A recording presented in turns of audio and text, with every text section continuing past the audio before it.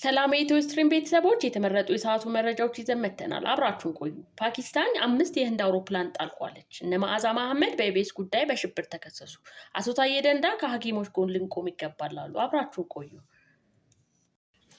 የተፈራው ሆኗል። ረቡዕ ሊነጋጋ ሲል የህንድ ጦር ኦፕሬሽን ሲንዶር ብሎ በጠራው ኦፕሬሽን ፓኪስታን ውስጥ የሽብር መፈልፈያ ብሎ የጠራቸው 9 ቦታዎችን የፓኪስታንን ካሽሚር ግዛት ጨምሮ በአየር ደበደበ። በጉዳዩ ላይ የፓኪስታን ጦር ኃላፊዎች እንዳሉት ከሆነ ህንድ ፓኪስታን ውስጥ የፓኪስታንን ካሽሚር ግዛት ውስጥ 6 ቦታዎች የደበደበች ሲሆን በጥቃት ውስጥ ቢያንስ 8 ሰዎች ሲገደሉ 35 ሰዎች ደግሞ ጉዳት ደርሶባቸዋል። ጥቃት ከደረሰባቸው አካባቢዎች ውስጥ አህመድፑር፣ ሻርኪያ፣ ፑንጃብ ፕሮቪንስስ አካባቢ ከባድ ጉዳት አስተናግዷል ተብሏል። ተፈጽሟል የተባለው መስጊድ ላይ ሲሆን በዚህም 5 ሰዎች የ3 ዓመት ህፃን ልጅን ጨምሮ ህይወታቸው አልፈዋል። ይህንን ያሉት የፓኪስታን ጦር የህዝብ ግንኙነት ኃላፊ ሌተናል ጀነራል አህመድ ሻሪፍ ቾደሪ ናቸው። ከዚህ በተጨማሪ የፓኪስታን መሪዎች 5 የህንድ የጦር አውሮፕላኖችን ጥለናል ብለዋል። በዚህ ጉዳይ ላይ ህንድ ይህንን ዜና እስካዘጋጀንበት ሰዓት ድረስ ምንም አይነት አስተያየት አልሰጠችም። ፓኪስታን ኢስላማባድ በመረጠችው ጊዜ ምላሽ ትሰጣለች ስትል ስለ ጥቃቱ ተናግራለች። ህንድና ፓኪስታን እንዲህ ወደ ለየለት ቀውስ ውስጥ ያስገባቸው ህንድ ከ2 ሳምንታት በፊት ሚያዝያ 14 በህንድ ካሽሚር ግዛት ውስጥ ደረሰብኝ ባለችው የሽብር ጥቃት መነሻ ነው። ህንድና ፓኪስታን የካሽሚር ግዛት ይገባኛል ቢሉም ሁለቱም ሀገራት ነፃነታቸውን ካገኙ ጊዜ ጀምሮ ግዛቲቱን በከፊል ብቻቸውን ያስተዳድራሉ። ወደ ሁለተኛው መረጃ ስናልፍ የኢቢኤስ ቴሌቪዥን እና 3 የጣቢያው ሰራተኞች በጥላቻ ንግግርና ሐሰተኛ መረጃ በማሰራጨት ተከሰሱ። የኢቢኤስ ቴሌቪዥን እና እህት ኩባንያው እና 3 የጣቢያው ሰራተኞች የጥላቻ ንግግርና ሐሰተኛ መረጃን በማሰራጨት ወንጀል ክስ ቀረበባቸው። በፌዴራል ከፍተኛ ፍርድ ቤት በቀረበው በዚህ የክስ መዝገብ ክስ ጋዜጠኛ መዓዛ መሐመድ በኢቢኤስ ቴሌቪዥን ሐሰተኛ ታሪኳ ተሰራጭቷል የተባለችው ብርቱካን ተመስገንን ጨምሮ 6 ተጠርጣሪዎች በሽብር ወንጀል ተከሰዋል። በአጠቃላይ 16 ተከሳሾች የተካተቱበት የክስ መዝገብ ለፌዴራል ከፍተኛ ፍርድ ቤት የህግ መንግስትና ሽብር ወንጀል ጉዳዮች ችሎት ዛሬ ማክሰኞ ሚያዝያ 28 2017 ዓ.ም ያቀረበው የፌዴራል ጠቅላይ አቃቤ ህግ ነው። ከተከሳሾቹ መካከል 8ቱ በአዲስ አበባ ከተማ አስተዳደር በቢሮና በወረዳ ደረጃ ያሉ ኃላፊዎችና ሰራተኞች ናቸው። አቃቤ ህግ ለፍርድ ቤቱ ባቀረበው መዝገብ 3 የክስ አይነቶችን ጠቅሷል። የመጀመሪያው ክስ የሽብር ወንጀል ለመከላከልና ለመቆጣጠር በ2011 ዓ.ም የወጣን አዋጅ በመተላለፍ የቀረበ ነው። አቃቤ ህግ በክሱ የጠቀሰው የአዋጁ ድንጋጌ የሽብር ድርጊትን በመፈጸም የሰው ህይወትን ለአደጋ ማጋለጥን ይመለከታል። ይህ ድንጋጌ ተጠቅሶ ክስ ከቀረበባቸው ተጠርጣሪዎች ውስጥ በቀዳሚነት የተቀመጡት በአሁኑ ወቅት ነዋሪነታቸውን በውጭ ሀገር ያደረጉት ጋዜጠኛ መዓዛ መሐመድ እና ተስፋዬ ወልደስላሴ ናቸው። በአዲስ አበባ ከተማ አስተዳደር በአዲስ ከተማ ክፍለ ከተማ ወረዳ 14 የሲቪል ምዝገባና ነዋሪዎች ጽህፈት ቤት ኃላፊ የሆኑት አቶ ካሳሁን ኃይሌና በዚህ ወረዳ የስራ ስምሪት ባለሙያ የሆኑት አቶ ዋለልኝ አለማየሁ በመጀመሪያው ክስ የተካተቱ ሌሎች ተጠርጣሪዎች ናቸው። ወደ 3ኛው መረጃ ስናልፍ ዶናልድ ትራምፕ አሜሪካ በየመን የሁቲ አማጽያን ለምትፈጽመውን የአየር ድብደባ ልታቆም መሆኑን ገለጹ። ፕሬዚዳንቱ ይህንን ያሉት የሁቲ አማጽያን ጥቃት መፈጸም ማቆማቸው መሆኑን ተናግረዋል።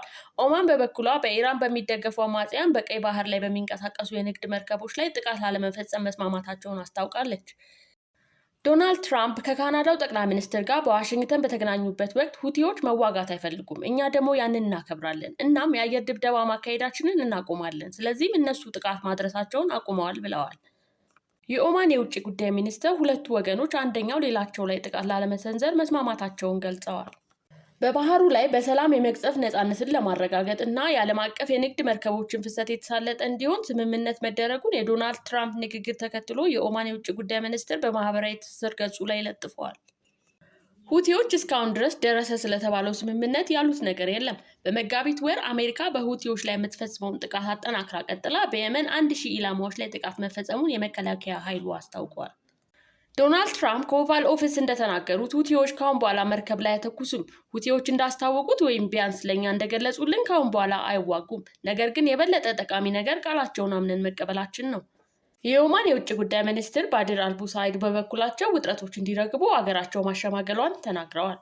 ወደፊት ሁለቱም ወገኖች አንዳቸው ሌላቸው ላይ ጥቃት አይፈጽሙም። በቀይ ባህርም ሆነ በባብ አል መንደብ የአሜሪካ መርከቦችን ጨምሮ ሌሎች የዓለም አቀፍ የንግድ መርከቦችን በነፃነት እንዲገዝፉ እንዲሁም የተሳለጠ ፍሰት ለማረጋገጥ ተስማምተዋል ብለዋል። ሁቲዎች በቀይ ባህር ላይ የሚቀዝፉ የንግድ መርከቦች ላይ ጥቃት መፈጸም የጀመሩት እንደ አውሮፓውያን አቆጣጠር ከጥቅምት 2023 ጀምሮ የእስራኤል መከላከያ ኃይል በጋዛ መጠነ ሰፊ ወታደራዊ ዘመቻ በፍልስጤማውያን ላይ መክፈቱን ተከትሎ ያላቸውን አጋርነት ለማሳየት ነው በሚል ነው። በንግድ መርከቦች ላይ በርካታ ሚሳኤሎችን ያስወነጨፉና የድሮን ጥቃት የፈጸሙ ሁቲዎች 2 መርከቦችን ሲያሰምጡ 3ኛውን በቁጥጥር ስር አውለው 4 የመርከቡን ሰራተኞች ገድለዋል። ጥቃቱ ትላልቅ የመርከብ ድርጅቶች 15 በመቶ የዓለም የንግድ መርከቦች ከሚተላለፉበት ቀይ ባህር አቅጣጫቸውን ቀይረው ረጅም የጉዞ መስመር እንዲመርጡ አስገድደዋል። በአሜሪካ የተመራው የባህር ኃይል በርካታ የሁቲ ጥቃቶችን ያከሸፈ ሲሆን በቀድሞው የአሜሪካ ፕሬዝዳንት የተጀመረው የአየር ጥቃት በዶናልድ ትራምፕ ተጠናክሮ ቀጥሏል። ባለፈው ሳምንት ሁቲዎች አሜሪካ በሰሜን ምዕራብ የመን በሚገኝ የስደተኞች ማቆሚያ ላይ በፈጸመችው የአየር ጥቃት 68 አፍሪካዊ ስደተኞች መገደላቸውን ገልጸዋል። ሁቲዎች ወደ እስራኤል ሚሳኤል ማስወንጨፋቸውን የቀጠሉ ሲሆን እሁድ ዕለት የእስራኤል ዋና አውሮፕላን ማረፊያ ተርሚናል መምታታቸውን ይታወሳል። ይህንንም ተከትሎ ማክሰኞ ዕለት እስራኤል ለጥቃቱ በሰንዓ የሚገኘውን የየመን ዋና አውሮፕላን ማረፊያ በማጥቃት ምላሽ ሰጥታለች። ባለስልጣናትን ጠቅሶ አውሮፕላን ማረፊያው በጥቃቱ ሙሉ ለሙሉ መውደሙን ዘግበዋል። በሌላ የእስራኤል ጥቃት የኤሌክትሪክ ኃይል መከፋፈያና የሲሚንቶ ፋብሪካ ወድመዋል።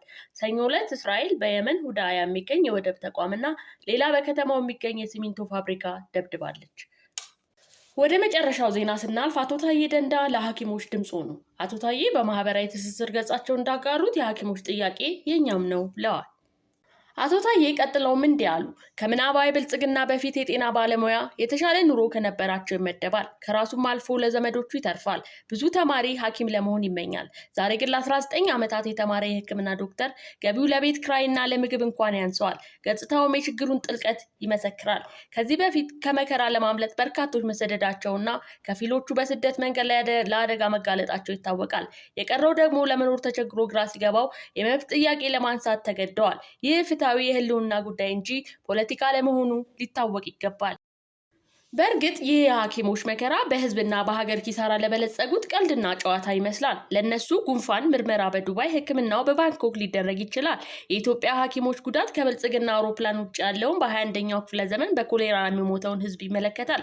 ስለዚህም ህዝቡ ለራሱ ሲል የሐኪሞቹን ጥያቄ መልስ ዘንድ መተባበር ግድ ይለዋል።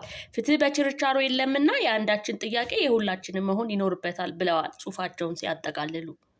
ለዛሬ የነበሩ መረጃዎች እነዚህ ነበሩ። ላይክ እና ሰብስክራይብ በማድረግ ቻናላችንን ያበረታቱ። ሰላም።